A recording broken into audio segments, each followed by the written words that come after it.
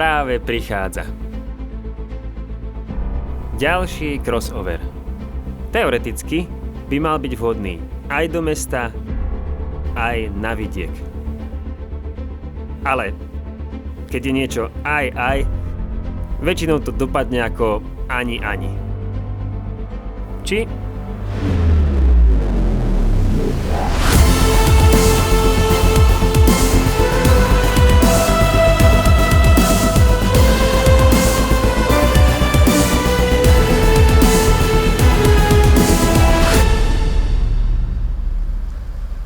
A preto nie sme ani v meste, ani v lese, ale v Ľubietovej, ktorá je svojím spôsobom tiež crossoverom. Niekedy patrila medzi tých 7 slávnych banských miest, vtedy sa ešte volala Libietbáňa. No a teraz je dedinou. A jej prostredie a okolie mi dáva možnosť otestovať novú Aronu. Totiž dostal som tip na pekné miesto, kam by som vás chcel zobrať.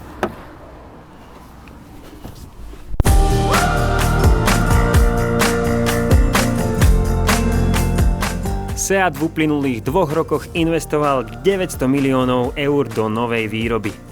Aj vďaka tomu fabrika Martorell pri Barcelone ako prvá z koncernu Volkswagen rodí malý crossover na novej platforme, čím predbieha plánované deriváty Pola a Fabie.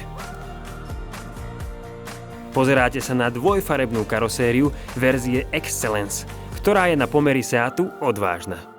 Pripomína nám Beach Buggy. Keď som prvýkrát počul meno SEAT Arona, predstavil som si výborné rýbezlové kuve od Peregu, ale Arona má svoje meno podľa malého prístavného mestečka na Tenerife. Možno je tu taká paralela medzi našim malým baníckym mestečkom Ľubietova a Aronou. A myslím, že toto auto alebo crossover by sa sem úplne hodil, pretože Arona je postavená na podvozku Ibizy, teda na MQB A0 platforme, zdieľa s ňou rovnaký rázvor. Akurát je zvýšená na 191 mm, oplastovaná, čo sa dobre hodí na horšie cesty, využívanie aj v zime. A pritom bežný Ľubietovčan, ale aj obyvateľ veľkého mesta si môže užívať asistenčné systémy, na ktoré sme dnes zvyknutí, a to je parkovací asistent niekde pred potravinami, adaptívny tempomat pri ceste do Bystrice alebo naspäť. Takisto asistent upozorňujúci na prichádzajúce autá pri cúvaní, čiže keď budete vychádzať niekde z dvora, tak sa vám nestane, že do vás niekto z boku napáli. Čiže to sú všetko užitočné veci a mňa skôr tak zaujímalo, že nakoľko je teda Arona crossoverom, keďže v podstate je dostupná iba vo verzii s predným pohonom. Keďže je ale postavená na podvozku Ibizy, čakám od nej, že bude zaujímavo jazdiť aspoň teda na okresných cestách. Ešte sme sa teda nedostali do terénu, ale tu nás čaká pekná cesta, ktorá je novo vyasfaltovaná a ponúka aj nejaký zážitok a možno práve disciplínu na preverenie Aroninho podvozku. Parádna Arona sa nehanbí prejsť ani popri zaparkovanom Maserati. Má tvary zmenšeného, čiže mestského SUV a po dedine sa nesie ako páv. A za dedinou môžeme popustiť úzdu Aroninmu pekelnému 1-litrovému benzínovému preplňanému trojvalcu, ktorý, nedá sa mu vyčítať, ťaha, má 85 kW a 200 Nm. A keď vravím pekelný, tak on aj ide skoro pekelne, 85 kW, dáva tejto skoro 1,2 tónovej Arone zrýchlenie pod 10 sekúnd, čo je pekné, aj ho cítite, ťaha, ale ten zvukový prejav, ak jazdíte úsporne, ako vám radí počítač, okolo 1500 otáčok, tak strašne duní, no a vo vysokých otáčkach zasa, povedzme, nelahodí uchu. Čiže ten drsný prejav, jednak zvukový, ale cítite ho aj cez radiaciu páku, nie je niečo, čo by som si vybral. Čo sa musím ale pochváliť, je riadenie. Je strmé, presné, možno trošku mŕtve, to je pravda, ale spolu s podvozkom dáva Arone skutočne dobré vlastnosti na ceste v zákrutách. Ten podvozok sa nenakláňa, zatáčaniu pomáha aj systém XDS, ktorý je schopný pribrzďovať odľahčené koleso a tým pádom posielať výkon na to koleso, ktoré je vonkajšie a potrebuje výkon. A to funguje veľmi dobre, lebo nejaká nedotáčavosť pri Arone je skrotená. Takže v meste výborné, aj mimo mesta. Teraz už len pozrieť sa na to, čoho je Arona schopná v nejakom ľahšom teréne. Keďže ideme z Ľubietovej, vchádzame do Strelníkov a idem sa pozrieť na to miesto, ktoré som vám sľúbil, kde si ja viem predstaviť napríklad ísť teda s obsom, alebo s deťmi, alebo so Šarkanom. Elegantne strohý interiér nehýri farbami a materiálmi, ale jeho čaro spočíva vo vypracovaní a vhodných kombináciách. Vyberte si však farby, ktoré vám rozbúchajú srdce.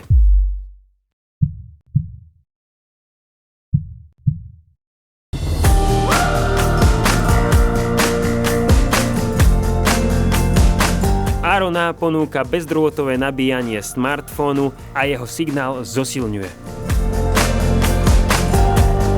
Toto je vyhotovenie interiéru Edge a príjemne tmavé čalúnenie nájdeme aj na strope. Priestoru je viac ako v Ibize, ale 400-litrový kufor zrejme uberá miesto pasažierom. Toho nie je vzadu na rozdávanie. Takisto sa mi páči stredový displej medzi budíkmi. A častokrát sa dnes stretávame s pokusmi o viac či menej vydarené grafiky na týchto displejoch a ja by som povedal, že radšej pekne zvládnuté číselka a písmená ako nie pekná grafika. Takže za mňa palec hore. Mám možnosť si pozerať všetko, ako sme zvyknutí, či telefón, rádio alebo navigáciu na stredovom paneli, alebo na tomto peknom 8-palcovom plne farebnom displeji, ktorý má funkciu detekcie približovania ruky, čiže keď približujem ruku, on už vníma, že tam je a vysunie mi niektoré menu. Opäť hrá iba niekoľkými farbami, ale o to krajšie sú, pretože sú zladené. Či idem do rádia, všetko funguje veľmi intuitívne. Keď som si pripájal telefón, nemal som žiadny problém, niekedy taký problém mám, pretože sa neviem spárovať, neviem nájsť, kde je to nastavenie a tak ďalej. Tuto funguje naozaj všetko veľmi dobre. Pekne je vyriešený aj panel pod displejom. To, či máte jednotlivé prvky zapnuté, indikuje takáto červená dioda na krajoch, takisto vyhrievané sedadlá. Čiže veľmi jednoduché, ale veľmi účelné. Zaujímavé je, že keď pustím vnútorný obeh, automaticky mi spustí aj klimatizáciu a keď ho vypnem, tak mi ho opäť vypne. Také zvláštne. Čiže ja by som tak interiér počkrtol. Nie je to dáma, ktorá hrá farbami a má obrovské a temperamentné šaty. Možno je to ten nudnejší nohavicový kostým, ale veľmi dobre je sekne. Čo sa však stane s kostýmom v noci? Ešte viac zažiari. Na pomery kategórie potešili stretávacie LED svetlá s príjemnou teplotou. Diaľkové svetlomety sú však zhora orezané, čo prekáža pri nájazde do kopca. Jednoducho vidíte iba do určitej výšky. To je ale jediná výčitka. Automatické denné svietenie má aj funkciu coming alebo leaving home, ktoré vám prisvieti na cestu aj po vypnutí motora a zamknutí auta. A mimochodom, pre tých, ktorým už išlo hlavou, alebo to už aj napísali do komentára, že kde je Rasťo, tak je tu.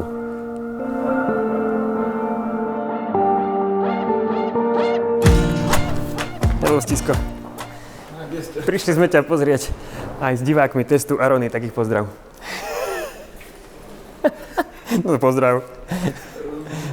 A poď idem na kávu, poviem ti o nej. Ty si teraz prišiel, keď ja striham na izbe Dácie. Nadávam, vôbec sa to s mojím liečebným programom nezhoduje. Dobre, iba. Evidentne, Rasťo nebol na takú veľkú návštevu pripravený. Nestrachujte sa, v kúpeľoch bol dobrovoľne.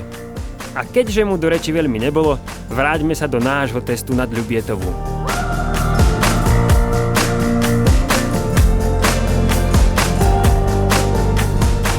V interiéri som zámerne nespomenul ručnú, klasickú, retro, manuálnu brzdu, ktorá ma potešila pomaly najviac, lebo sa s ňou dá robiť toto.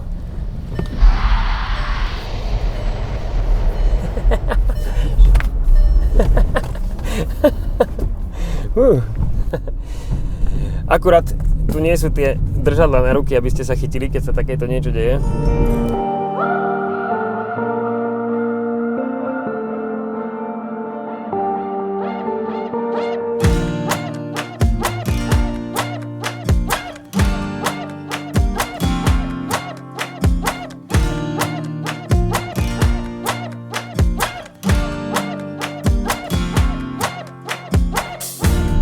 Na reproduktoroch som si všimol značku Beats Audio a po dlhom čase veľmi pozitívne hodnotím, keď iná firma robí audio do aut.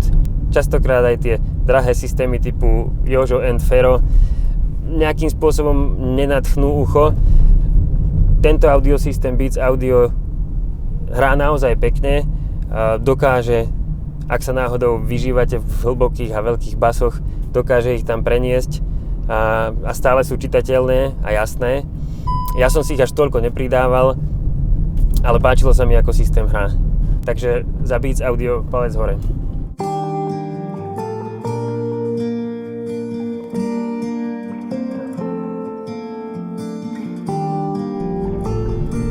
Teraz sa dostávame k niečomu, čo v tomto momente viem oceniť ešte viac, ako keď som si prvýkrát sadol do Arony, a to bol neskutočný výhľad z kabíny do všetkých strán. Nech sa páči, máte možnosť sa teraz kochať tým krásnym pohľadom na všetky strany ako ja. Keby som robil panoramatickú fotku, tak tie A-stĺpiky mi tam pomaličky asi ani nevadia.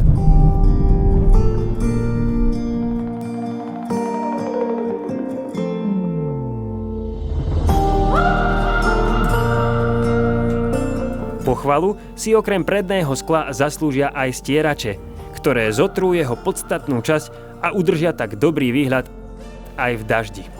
Systém upozornenia na vozidlá v mŕtvom uhle funguje precízne. Výstraha zhasne presne v momente, keď sa vozidlo zjaví v zrkadle. Nádhera. Tak ja si tu na chvíľku zastanem, pustím si Sharkana a kým ja sa budem kochať, tak vy sa pozrite, ako sa darilo Arone v takom ťažšom teréne, lebo nedalo by nevyskúšať to.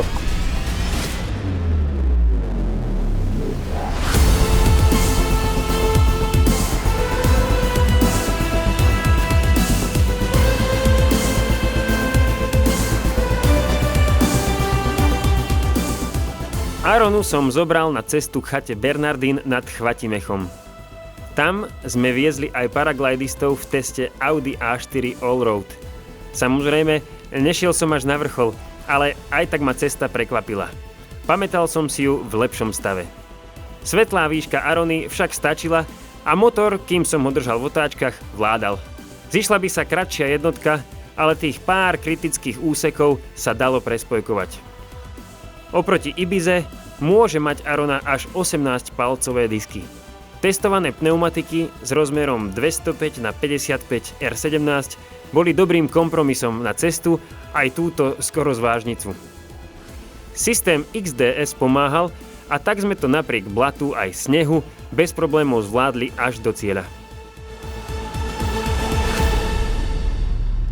Myslel som si, že crossovery sú iba vymyslený marketingový ťah, prosto vyrobiť z kompaktov niečo, čo sa viac podobá na SUV, ktoré sú dnes trendy.